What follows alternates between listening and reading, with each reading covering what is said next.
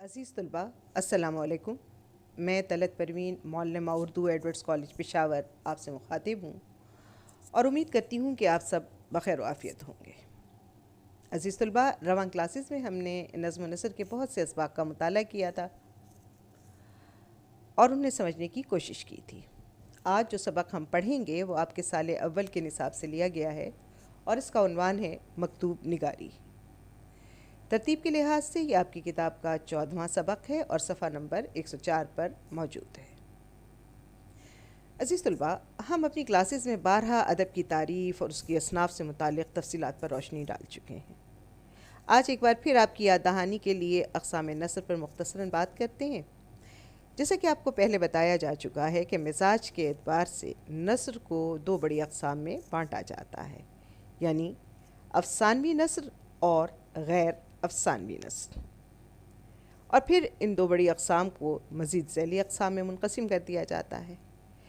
افسانوی نثر، جسے انگریزی میں فکشن کہتے ہیں، کہ داستان، ناول، افسانہ، ڈرامہ اور فینٹیسی وغیرہ پر مشتمل ہے. اسی طرح سے غیر افسانوی نثر، جس کو نان فکشن کہا جاتا ہے، یہ بھی مختلف ذیلی اصناف میں تقسیم ہو جاتی ہے، مثلا مضمون، مقالہ، سیرت، سوانح، خاکہ، مکتوب وغیرہ.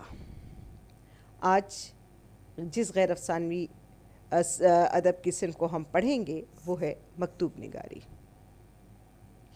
مکتوب نگاری کیا ہے، اردو نثر میں اس کا کیا مقام ہے، اردو نثر کی ترقی میں اس صنف نے کیا کردار ادا کیا ہے، اس کی اقسام کیا ہیں، اور ساتھ ہی ساتھ یہ بھی کہ اس کا جاننا اور سیکھنا کیوں ضروری ہے. ہم ان تمام موضوعات پر گفتگو کریں گے اور پھر جن دو اہم ادبی شخصیات کے خطوط ہمارے نصاب کا حصہ ہیں ان کا جائزہ لیں گے. تو آئیے چلتے ہیں اپنے پہلے سوال کی طرف کہ مکتوب نگاری کیا ہے. مکتوب اصل میں عربی زبان کا لفظ ہے جس کے لغوی معنی ہے لکھا گیا یا لکھا ہوا، لیکن عام طور پر مکتوب سے مراد خط لیا جاتا ہے. اسے اردو میں خط، انگریزی میں لیٹر، فارسی میں نامہ اور ہندی میں پتر کہا جاتا ہے. مکتوب نگاری نثر کی ایک اہم صنف ہے، بلکہ یہ کہا جائے تو بیجا نہ ہوگا کہ یہ ایک فن ہے اور ہر پڑھے لکھے شخص کا اس سے واقف ہونا ضروری ہے. بلکہ قدیم نظام تربیت میں تو اس کو ایک کلیدی اہمیت حاصل تھی اور اس کے اصول و قواعد پر بہت زیادہ زور دیا جاتا تھا. آپ پوچھیں گے کہ آخر ایسا کیوں تھا؟ تو بچوں، دراصل اس کا مقصد لوگوں کو آداب گفتگو سکھانا تھا، یعنی کس مرتبے کے شخص کے ساتھ کیسے گفتگو کی جائے، بڑوں سے مخاطب ہونے کے آداب کیا ہیں، چھوٹوں سے بات کیسے کی جائے، دوستوں اور ہم رتبہ لوگوں سے کیا طرز تخاطب اپنایا جائے، وغیرہ وغیرہ.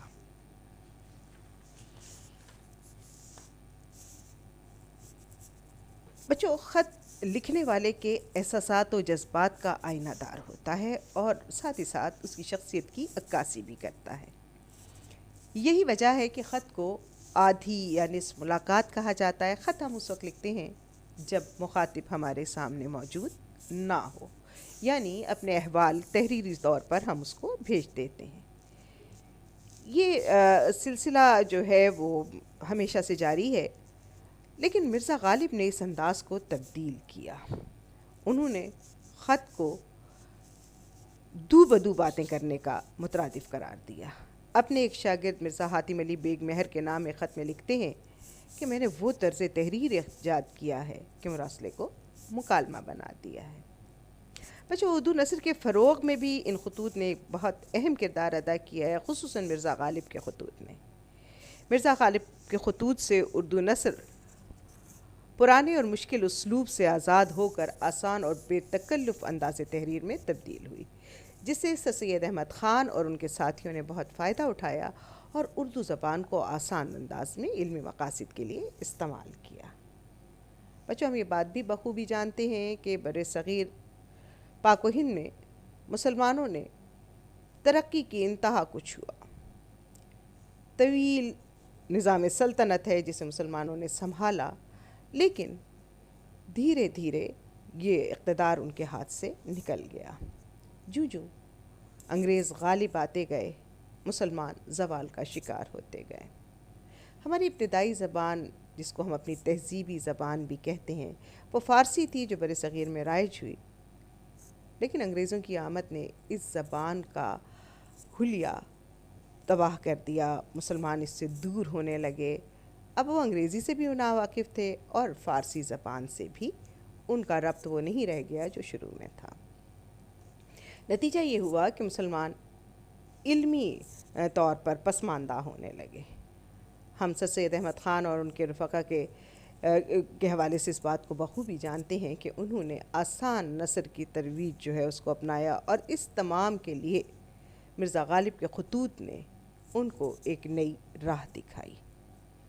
اسی لیے ہم کہتے ہیں کہ اردو نثر کے ارتقاء میں، اس کی ترویج میں، اس کو آسان بنانے میں خطوط یا مکتوب نے ایک بہت اہم کردار ادا کیا۔ اب ہم جانتے ہیں کہ خطوط نویسی کی اقسام کیا ہیں۔ تو جناب، خطوط نویسی کی 3 اقسام ہیں: نجی خطوط، کاروباری خطوط اور نمبر 3 سرکاری یا دفتری خطوط۔ اس سبق میں ہم 2 اہم ادبی شخصیات کے خطوط کا مطالعہ کریں گے اور دیکھیں گے کہ کس طرح وقت کے ساتھ ساتھ زبان کے انداز میں تبدیلی آئی۔ ان میں پہلا خط مرزا غالب کا ہے، جنہوں نے اپنے شاگرد مرزا حاتم علی بیگ مہر کے نام لکھا ہے۔ اس خط سے مرزا غالب کے مزاج، ان کے انداز اور ان کے مختلف حالات سے آگاہی ہوتی ہے، اور اس قدیم روایتی انداز سے گریز بھی دکھائی دیتا ہے جو انہوں نے جدید نثر کے لیے جس سے انہوں نے جدید نثر کی راہیں ہموار کی۔ ہم اس خط کو پڑھیں گے، پھر اس کی مختلف خصوصیات پر گفتگو کریں گے۔ اس سے مشق میں دیے گئے سوالات کے جواب لکھنے میں آسانی ہوگی۔ مرزا غالب کا یہ خط جو آپ کے کورس میں پہلا خط ہے، مرزا حاتم علی بیگ مہر کے نام لکھا گیا ہے۔ مرزا حاتم علی بیگ مرزا غالب کے شاگرد بھی تھے اور بے تکلف دوست بھی۔ ان کے والد کا نام مرزا فیض علی بیگ خزل باش تھا۔ وہ 15 اپریل سن 1815 میں علی گڑھ میں پیدا ہوئے۔ ان کا پیشہ وکالت تھا۔ ایک عمدہ شاعر تھے اور شیخ امام بخش ناسخ کے شاگرد تھے۔ مرزا حاتم علی بیگ مہر کا دیوان الماس درخشاں کے نام سے شائع ہوا۔ آئیے دیکھتے ہیں کہ مرزا غالب اس خط میں کس انداز میں مرزا حاتم علی بیگ مہر سے مخاطب ہوتے ہیں۔ مرزا صاحب، میں نے وہ انداز تحریر ایجاد کیا ہے کہ مراسلے کو مکالمہ بنا دیا ہے۔ 1000 کوس سے بزبان قلم باتیں کیا کرو، ہجر میں وصال کے مزے لیا کرو۔ کیا تم نے مجھ سے بات نہ کرنے کی قسم کھائی ہے؟ اتنا تو کہو کہ کیا بات تمہارے جی میں آئی ہے۔ برسوں ہو گئے کہ تمہارا خط نہیں آیا، نہ اپنی خیر و عافیت لکھی، نہ کتابوں کا بیورہ بھجوایا۔ ہاں، مرزا تفتہ نے ہاتھرس سے یہ خبر دی ہے کہ 5 فرق 5 کتابوں کے آغاز کے ان کو دے آیا ہوں، اور انہوں نے سیاہ قلم کی لوحوں کی تیاری کی ہے۔ یہ تو بہت دن ہوئے جو تم نے مجھ کو خبر دی ہے کہ 2 کتابوں کی طلائی لوح مرتب ہو گئی۔ پھر اب ان 2 کتابوں کی جلدیں بن جانے کی کیا خبر ہے؟ اور ان 5 کتابوں کے تیار ہونے میں درنگ کس قدر ہے؟ محتم مطبع کا خط پرسوں آیا تھا۔ وہ لکھتے ہیں کہ تمہاری 40 کتابیں بعد منہائی لینے 7 جلدوں کے اسی ہفتے میں تمہارے پاس پہنچ جائیں گی۔ اب حضرت ارشاد کریں کہ 7 جلدیں کب آئیں گی؟ ہر چند کے کاریگروں کے دیر لگانے سے تم بھی مجبور ہو، مگر ایسا کچھ لکھو کہ آنکھوں کی نگرانی اور دل کی پریشانی دور ہو۔ خدا کریں ان 33 جلدوں کے ساتھ یا 2-3 روز کے آگے پیچھے یہ 7 جلدیں آپ کی عنایتی بھی آئیں تاکہ خاص و عام کو جا بجا بھیجی جائیں۔ میرا کلام میرے پاس کبھی کچھ نہ رہا۔ نواب ضیاء الدین خان اور نواب حسین مرزا جمع کر لیتے تھے۔ جو میں نے کہا انہوں نے لکھ لیا۔ ان دونوں کے گھر لٹ گئے، ہزاروں روپے کے کتب خانے برباد ہو گئے۔ اب میں اپنے کلام کے دیکھنے کو ترستا ہوں۔ کئی دن ہوئے کہ ایک فقیر کے وہ خوش آواز بھی ہے اور زمزمہ پرداز بھی ہے۔ ایک غزل میری کہیں سے لکھوا لایا۔ اس نے وہ کاغذ جو مجھے دکھایا، یقین سمجھنا کہ مجھ کو رونا آیا۔ غزل تم کو بھیجتا ہوں اور سنے میں اس خط کا جواب چاہتا ہوں۔ غالب 15 تا 18 نومبر سن 1858۔ عزیز طلباء، خط ہم نے پڑھا۔ اب اس طرح اس کے مشکل الفاظ کے معنی دیکھ لیتے ہیں اور پھر اس کی وضاحت کی طرف چلیں گے۔ ایک لفظ اس میں استعمال ہوا، مراسلہ۔ اس کے معنی ہیں خط، مکالمہ، گفتگو، زبانی سوال و جواب، بیورا، خبر، پیغام، خوشخبری، لوح، لکھنے کی تختی، سر ورق، ٹائٹل پیج وغیرہ۔ درنگ کے معنی تاخیر یا دیر کے ہیں۔ محتمم، اہتمام کرنے والا، انگریزی میں اس کے لیے ہم مینیجر کا لفظ استعمال کرتے ہیں۔ منہائی یعنی گھٹا دینا، کم کر دینا، مائنس کر دینا، نکال لینا وغیرہ۔ زمزمہ پرداز، نغمہ گانے والا۔ یہ تو ہیں کچھ دشوار الفاظ۔ اس خط میں ہمیں غالب کے بہت سے احوال ملتے ہیں، ان کی شخصیت کا بھی اندازہ ہوتا ہے کہ وہ اپنی عام گفتگو میں کتنے سادہ اور بے تکلف تھے۔ اس خط کا انداز بتاتا ہے کہ وہ خط لکھتے وقت انہوں نے جیسا کہ خود بھی کہا کہ میں نے مراسلے کو مکالمہ بنا دیا، اور جیسے کہ ابھی ہم نے آپ کو بتایا کہ مکالمہ کا مطلب ہوتا ہے آمنے سامنے بیٹھ کر یا زبانی سوال و جواب کرنا۔ تو آپ نے اس میں یہ انداز بھی ملاحظہ کیا کہ کس طرح وہ مرزا حاتم علی بیگ سے مخاطب ہوتے ہیں۔ بے تکلفی اور سادگی اتنی ہے کہ یوں محسوس ہوتا ہے گویا دو لوگ آمنے سامنے بیٹھے بات کر رہے ہیں۔ اس سادگی کے باوجود ایک اور خاصیت جو غالب کے اس خط میں ہمیں دکھائی دیتی ہے وہ ہے مقفع نثر۔ پہلے ہم جانتے ہیں کہ مقفع نثر کسے کہتے ہیں۔ مقفع کا لفظ قافیے سے نکلا، اور قافیہ آپ جانتے ہیں کہ ہم آواز الفاظ کو کہا جاتا ہے۔ مقفع نثر ایسی نثر ہے جس کے فقروں میں وزن نہ ہو لیکن قافیہ استعمال کیا گیا ہو۔ مثلاً یہ فقرے: حضرت نے میری گرفتاری کا نیا رنگ نکالا، بوستان خیال کے دیکھنے کا دانہ ڈالا۔ اب آپ دیکھتے ہیں کہ رنگ نکالا اور دانہ ڈالا یہ دونوں الفاظ ہم نکالا اور ڈالا ہم قافیہ ہیں۔ مقفع نثر کا یہی انداز ہوا کرتا ہے، ہرچند کہ یہ قدیم طرز تحریر ہے لیکن اس کے باوجود ہم دیکھتے ہیں کہ غالب کے ہاں آ کر یہ بھی بے تکلفانہ رنگ میں تبدیل ہو جاتا ہے۔ مرزا غالب کے ان خطوط سے میں ہم دیکھیں گے کہ مقفع جملے جو ہیں وہ کہاں کہاں استعمال ہوئے۔ ذرا اس کی کچھ مثالیں ہیں جن کی طرف ہم چلتے ہیں۔ تو آئیے جناب لیتے ہیں غالب کے خطوط سے مقفع جملوں کی مثالیں۔ پہلا جملہ دیکھیے: ہزار کوس سے بزبان قلم باتیں کیا کرو، ہجر میں وصال کے مزے لیا کرو۔ اب کیا کرو اور لیا کرو یہ دونوں الفاظ ہم قافیہ ہیں۔ اسی طرح سے دوسرا جملہ دیکھتے ہیں: کیا تم نے مجھ سے بات نہ کرنے کی قسم کھائی ہے؟ اتنا تو کہو کہ کیا بات تمہارے جی میں آئی ہے۔ اس میں بھی ہم یہی دیکھتے ہیں کہ کھائی ہے اور آئی ہے یہ دونوں الفاظ ہم قافیہ ہیں۔ عزیز طلباء، جیسا کہ ابھی ہم نے بات کی کہ اب ہم ذرا ان خطوط کی خاصیتوں پر بات کر لیں، تو پہلی خاصیت ہم نے دیکھی بے تکلفی، سادگی۔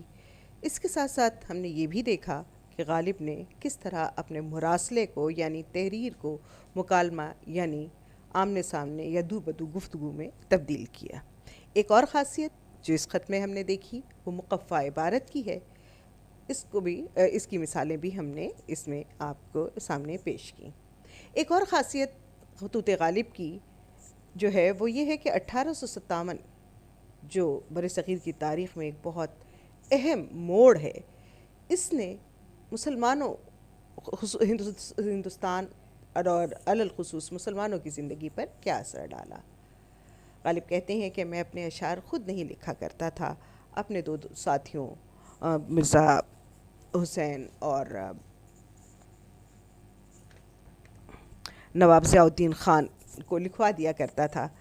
یہ دونوں صاحب ثروت افراد تھے، ان کا تعلق خاندان لوہاروں سے تھا جو ایک بہت بڑا نواب خاندان تھا۔ مرزا غالب بتاتے ہیں کہ ان دونوں کے گھر لٹ گئے، اور اسی طرح یہ بھی بیان کرتے ہیں کہ ہزاروں روپے کے کتب خانے تھے جو مسلمانوں نے اور خصوصاً ان افراد نے جو صاحب حیثیت تھے مسلمانوں کی عام تعلیم کے لیے قائم کیے تھے، وہ تمام تر انگریزوں نے تباہ کر دیے۔ یہ بھی ایک بہت بڑا جو ہے وہ ہمیں اسے جو ہے وہ تذکرہ ملتا ہے کہ کس طرح مسلمانوں کو 1857 کے بعد تباہ و برباد کر دیا گیا۔ یہ اس طرح کی باتیں جو ہیں ان سے ہمیں اس عہد کی آگاہی بھی ملتی ہے کہ وہ کیسے حالات تھے جن سے مرزا غالب کو اور اس عہد کے مسلمانوں کو گزرنا پڑا. گفتگو کا انداز تبدیل کرنے کا جو طریقہ اور سلیقہ غالب نے ہمیں سکھایا، ہمیں اس سے بھی آشنائی ہوتی ہے. عزیز طلباء، اگر آپ ان سلائیڈز کو غور سے دیکھیں گے، اگر اس تمام گفتگو کو دھیان سے سنیں گے، تو جو سوالات آپ کی مشق کے آخر میں دیے گئے ہیں ان تمام تر کے جوابات لکھنے کے میں آپ کو کوئی دشواری نہیں ہوگی. اب آج ہم نے غالب کے خط کو پڑھا، اس کو سمجھا، اس کی کیفیات پر بات کی، اس کی کیفیات کو سمجھا، اس کی خصوصیات کو جانا. انشاءاللہ اگلی جو کلاس ہے اس میں ہم اقبال کے خط کو پڑھیں گے اور اس کی خصوصیات کا مطالعہ کریں گے.